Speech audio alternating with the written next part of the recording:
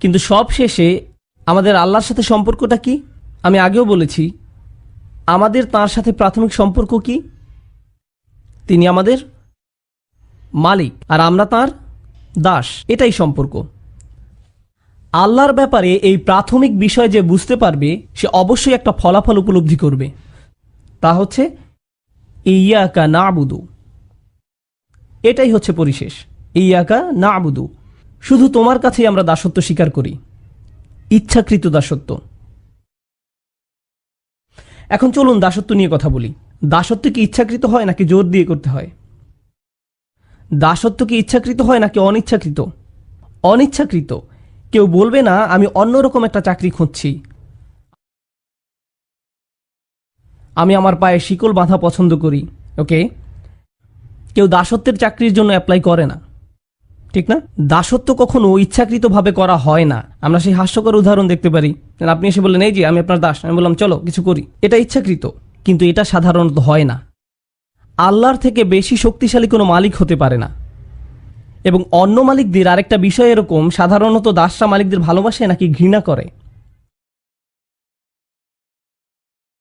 ঘৃণা করে। এবং একবার যদি তারা সুযোগ পায় তাহলে কি করে? মুক্ত হতে চায়।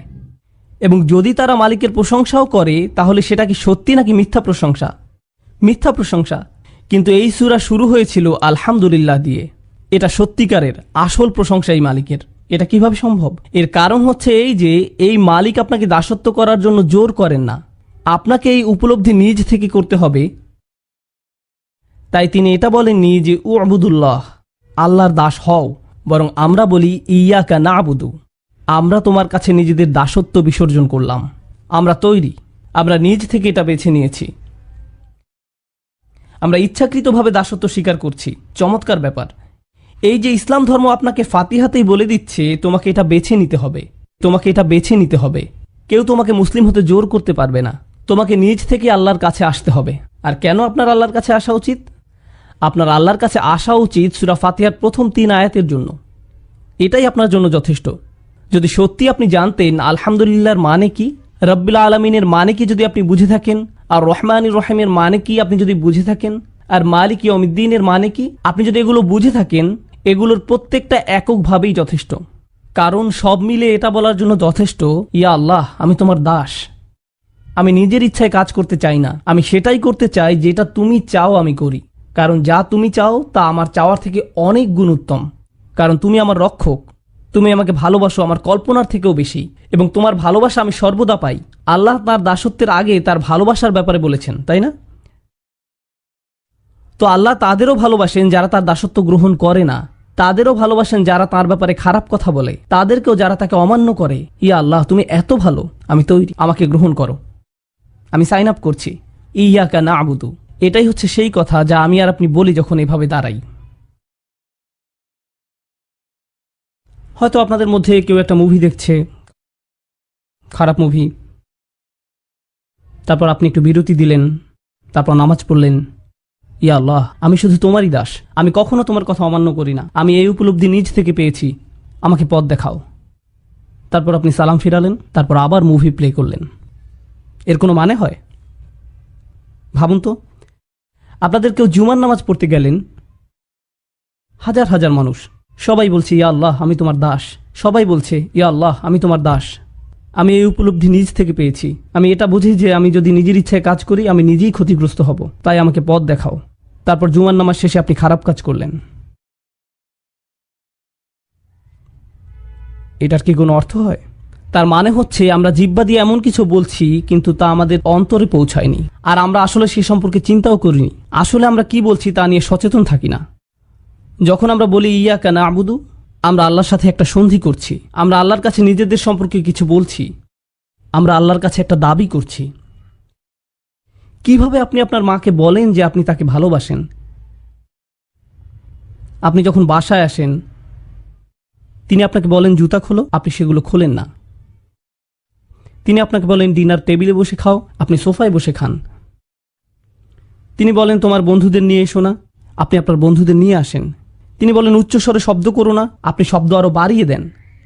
আর তারপর আপনি তাকে বলেন মা আমি আপনাকে ভালোবাসি। এটা কি একটা তামাশা নয়? তিনি কি কষ্ট পান না যখন তাকে বলেন যে আপনি তাকে ভালোবাসেন? এটা কি আপনার মায়ের জন্য অপমানকর নয়? আমরা কি আল্লাহকে অপমান করছি না? তিনি আমাদের যা যা করতে নিষেধ করেছেন আমরা তা সবই করছি, তারপর আমরা বলি ইয়া আল্লাহ, আমরা আপনার দাস, আমরা পরিপূর্ণ দাস। সুবহানাল্লাহ। ওয়া ইয়্যাকা নাস্তাঈন, আর শুধু আপনার সাহায্যই আমরা চাই। কোরআনের সবচেয়ে সুন্দর আয়াতগুলোর মধ্যে একটা, ইয়্যাকা নাস্তাঈন। সহজ অনুবাদ, কেবল এবং একমাত্র আপনারই সাহায্য যা আমরা খুঁজে বেড়াচ্ছি, কেবল এবং একমাত্র আপনারই সাহায্য আমরা চাইছি। কিন্তু এটা কি বোঝায়? হে আল্লাহ, যখন আমরা সিদ্ধান্ত নেই যে আমরা আল্লাহর দাস হতে যাচ্ছি, আমাদের বুঝতে হবে এটা কোনো সহজ জিনিস না, এটা আল্লাহর সাথে অনেক বড় একটা অঙ্গীকার, এটা কোনো ছোট জিনিস না। আর আপনি যখন বড় অঙ্গীকার করেন আপনার সাহায্য প্রয়োজন হয়। তাই আমরা আল্লাহর কাছে বলি, হে আল্লাহ, আমি একটা বড় অঙ্গীকার করেছি, আমি মনে করি না যে আমি নিজে নিজে এটা পালন করতে পারবো, আপনি কি এই ব্যাপারে আমার সাহায্য করতে পারেন? ইয়্যাকা নাস্তাঈন, দয়া করে সাহায্য করুন। ইয়্যাকা নাস্তাঈনের এটাই প্রথম অর্থ। কিন্তু ইয়্যাকা নাস্তাঈনের সবচেয়ে সুন্দর শিক্ষার একটি হচ্ছে, আরবি ভাষায় সাহায্য বোঝাতে ডজনের ওপর শব্দ আছে। নাসর এবং মুসাআদা, মাসাদ, মুআউন, অনেক অনেক শব্দ আছে এর জন্য। আল্লাহ আউন শব্দ ব্যবহার করলেন। নাস্তাঈন শব্দটি আরবি শব্দ আউন থেকে এসেছে। এটা খুব বিশেষ ধরনের সাহায্য। আমি চাই আপনারা এই সাহায্যটি বুঝুন, কারণ এটা আপনার জীবনে অনুধাবনের দরজাগুলো খুলে দেবে, সত্যিই দেবে। যখন আপনি বলেন ইয়্যাকা নাস্তাঈন, আপনি আসলে কি বলছেন? আপনি একটি রাস্তায় গাড়ি চালাচ্ছেন আর আপনার টায়ার নষ্ট হয়ে গেছে, আপনি সেটাকে টেনে রাস্তার সাইডে নিয়ে আসলেন। এখন আপনি কি করবেন? আপনি গাড়ি থেকে নামেন এবং দেখেন যে পিছনে অতিরিক্ত কোনো টায়ার আছে কিনা।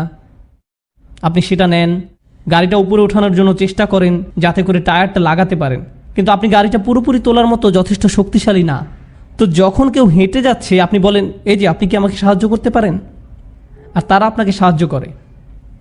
এটা হলো ইস্তিআনা। অন্যভাবে বলা যায়, ইস্তিআনা হচ্ছে যখন আপনি ইতোমধ্যে চেষ্টা করেছেন, আপনি শেষ করতে পারেননি, তখন আপনি অন্য কারো সাহায্য চান। এটা হলো ইস্তিআনা। ইস্তিআনা এটা নয় যে আপনার গাড়ির টায়ার নষ্ট হয়ে গেছে আর আপনি গাড়িতে বসে আছেন, কেউ পাশ দিয়ে যাচ্ছে, আপনি তখন বললেন, হেই, আমার গাড়ির টায়ার নষ্ট হয়ে গেছে, আপনি কি সাহায্য করতে পারেন? তিনি বললেন, হ্যাঁ ঠিক আছে। তারপর আপনি বললেন, এখানে ট্রাঙ্ক খোলার একটা বাটন আছে, বাটন চেপে ট্রাঙ্ক খুলে আপনি কাজ করতে থাকুন আর আমি এখানে বসে সংবাদ শুনছি। এটা ইস্তিআনা নয়, এটা ইস্তিআনা না। কেন না? কারণ ইস্তিআনা দাবি করে প্রথমে আপনি আপনার নিজের জন্য কাজ করছেন, তারপর আপনি কাজটি শেষ করতে না পারার কারণে অন্যের সাহায্যের প্রয়োজন হয়। বুঝা গেল? সুতরাং অলস মানুষেরা ইস্তিআনা চাইতে পারেন না। যারা কোনো কাজ করে না তারা এই ধরনের সাহায্য চাইতে পারে না। নাস্তাঈন বলার মাধ্যমে আপনি প্রকৃতপক্ষে আল্লাহকে বলছেন, ইয়া আল্লাহ, আমি চেষ্টা করেছি, আমি আপনাকে বলছি যে আমি চেষ্টা করেছি, আমি চেষ্টা করেই যাচ্ছি, আপনি দেখতে পাচ্ছেন, আর এখন আপনার সাহায্য প্রয়োজন। তো এই পৃথিবীর কেউ যে আল্লাহর দিকে ফিরে আসে আর বলে, কিভাবে সম্ভব যে আপনি আমাকে সাহায্য করেন না? আর মানুষ তা করে। লোকে জিজ্ঞেস করে, কিভাবে আল্লাহ আমাকে সাহায্য না করে? আর এমনকি তারা নিজেরাও চেষ্টা করে না, তারা নিজেরা কোনো উদ্যোগ নেয় না, কিন্তু তারা আল্লাহকে দোষারোপ করে যে তাকে সাহায্য কেন করছে না। তারা কেবল তাদের নিজেদেরকেই দোষারোপ করতে পারে। এটাই আল্লাহর মূলনীতি। তিনি আপনাকে সাহায্য করবেন যখন আপনি নিজে উদ্যোগ নেওয়া শুরু করবেন। যদি আপনি নিজে নিজে উদ্যোগ না নেন, তিনি আপনাকে সাহায্য করবেন না। দুটো জিনিস আপনাকে এখানে বুঝতে হবে। আমি দুটো সম্পর্কেই বলবো। পৃথিবীতে এমন মানুষ আছে যারা কোনো উদ্যোগ নেয় না, আবার তারপর আল্লাহর কাছে সাহায্য আশা করে। এটা কখনোই আসবে না। সাহাবারা ফিরিস্তাগণ দ্বারা সাহায্যপ্রাপ্ত হয়েছিলেন বদরের যুদ্ধে, আপনারা সেটা জানেন। সাহাবারা যুদ্ধে ফিরিস্তাগণ কর্তৃক সাহায্যপ্রাপ্ত হয়েছিলেন, কিন্তু সাহাবাদেরকে যুদ্ধে যেতে হয়েছিল, শত্রুপক্ষকে মোকাবেলা করতে হয়েছিল, আর তারপর ফিরিস্তাগণ এসেছিলেন। ফিরিস্তাগণ আগে থেকেই সেখানে অপেক্ষারত ছিলেন না। এই আমরা এখানে 3টা থেকে আছি, তোমরা কোথায় ছিলে? এটা এভাবে ঘটে না।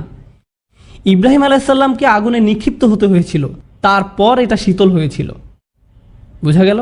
আপনাকে প্রথম আপনার অংশটুকু করতে হবে, যতটুকু আপনি পারেন, তারপর আল্লাহ সাহায্য আসবে। এটা নিজে নিজে আসে না। আরেকটা দিক হলো, এমন কিছু মানুষ আছে যারা ভাবে তারা নিজেরাই সব করতে পারে, তাদের আল্লাহর সাহায্য চাওয়ার দরকার নেই। আমি আমার চাকরিটি পেয়েছি কারণ আমি খুবই বুদ্ধিদীপ্ত, আমার খুব সফল একটা ব্যবসা আছে কারণ আমি খুব ভালো কিছু সিদ্ধান্ত নিয়েছিলাম, আমার একটা ভালো ডিগ্রি আছে কারণ আমি খুব চটপটে। আর আমরা ভাবা শুরু করি আমরা এটা পেয়েছি কারণ আমরা এটার যোগ্য দাবিদার, অথবা আমরা নিজেরা এটা অর্জন করেছি। ফাতিহা আমাদেরকে শিক্ষা দিচ্ছে সাফল্য তা এই জীবনে হলেও দুটো জিনিস থেকে আসে। আপনি নিজে উদ্যোগ নেবেন, তারপর আপনি অন্যের সাহায্য চাইবেন। এবার বলছি নাস্তাঈন সম্পর্কে শেষ বিষয়টি। যখন আপনি কারো কাছে সাহায্য চান, এটা সবসময় নির্দিষ্ট। এটা সবসময় নির্দিষ্ট। যদি আমি কোনো একটা পাহাড়ের গায়ে ঝুলে থাকি, হেল্প, আর কেউ হেঁটে যাচ্ছে আর আমাকে এক বোতল পানি দিল, আমি যে সাহায্য চেয়েছিলাম তা হলো আমাকে উপরে তুলুন, এটা নির্দিষ্ট। আমি আর অন্য কোনো ধরনের সাহায্য চাইছিলাম না, আমি এই ধরনের সাহায্য চেয়েছিলাম। আপনারা বুঝতে পারছেন? আপনার যখন কলমের কালি শেষ হয়ে যায় আর আপনি বলেন আপনি কি আমাকে সাহায্য করতে পারেন, তার মানে আপনি তাদের কলম চাইছেন। কিন্তু তারা যদি আপনাকে একটা বিস্কিট দেয়, সেটা সেই সাহায্য না যা আপনি খুঁজছেন। সাহায্য সবসময় নির্দিষ্ট। এটা কি পরিষ্কার? কারণ এটা সবসময় নির্দিষ্ট, আপনাকে বলতে হবে আপনি কোন সাহায্যটি চাইছেন। কিন্তু এই আয়াতে আমরা বলি ইয়াকা নাস্তাইন, ফিমা, কিসে? আমরা আপনার সাহায্য চাই। আমরা বলি, আমরা আল্লাহকে বলি, ইয়া আল্লাহ, আমরা আপনার কাছে সাহায্য চাইছি। কিন্তু কিসে আমার সাহায্য চাইছো? তুমি কি তোমার স্বাস্থ্যের বিষয়ে আমার সাহায্য চাইছো? তোমার পারিবারিক জীবনে? তুমি কি তোমার পড়াশোনায় আমার সাহায্য চাইছো? তুমি কি তোমার ধর্ম বিষয়ে আমার সাহায্য চাইছো? তুমি কি চাইছো? কেউ যখন খুব মরিয়া থাকে তখন তারা কি বলবে সেটা বুঝতে পারে না।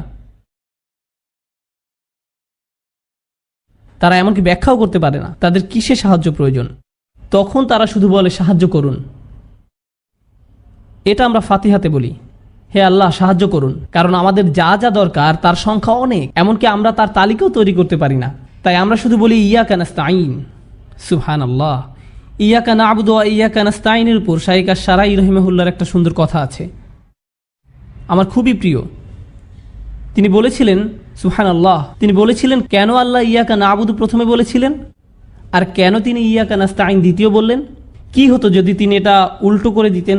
কেন আপনি এটা উল্টে দিতে পারেন না, ইয়াকা নাস্তাইনু ওয়া ইয়াকা না'বুদু? তিনি বলেন দুটো কারণ আছে কেন আপনাকে এই পৃথিবীতে রাখা হয়েছে, সাহায্য চাইতে নাকি ইবাদত করতে, আল্লাহর দাসত্ব করতে। তাই আমাদের উদ্দেশ্যটা প্রথমে উল্লেখ করে নেওয়া হলো, আর আমাদের এই উদ্দেশ্য সফল করতে হলে আমাদের কি প্রয়োজন তা বলা হয়েছে দ্বিতীয়ত। কিন্তু আরেকটা আছে যেটা আরও বেশি সুন্দর জিনিস, যখন আমরা নিজেদের আল্লাহর কৃতদাসে পরিণত করি, যখন আমরা আল্লাহর ইবাদত করি, এটা আল্লাহর জন্য। যখন আমরা সাহায্য চাই, এটা কার জন্য? আমাদের জন্য। ইয়াকা না'বুদু আল্লাহর জন্য, আর ইয়াকা নাস্তাইন আমাদের জন্য। আপনি আল্লাহর জন্য যেটা চান তা আগে উল্লেখ করা উচিত, আর নিজের জন্য যেটা চান তা পরে উল্লেখ করা উচিত। এটা সুন্দর আচরণের অংশ, এটা ভালো বিনয়। ইয়াকা না'বুদু ওয়া ইয়াকা নাস্তাইন। সুবহানাল্লাহ। আপনারা বুঝতে পেরেছেন?